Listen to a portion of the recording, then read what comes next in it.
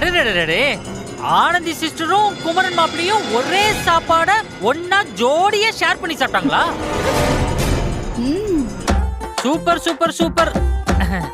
சரி சிஸ்டர், நான் வைக்கிறேன்.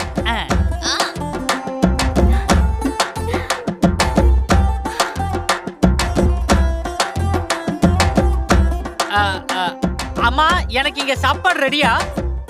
ரெடிப்பா, வா வா. இந்த வந்துட்டம்மா.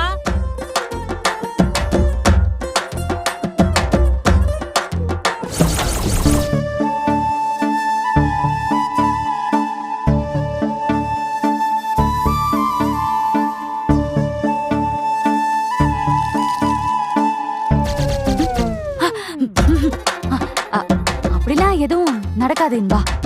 நீ எதுக்குடி டென்ஷன் ஆயிட்டு இருக்க?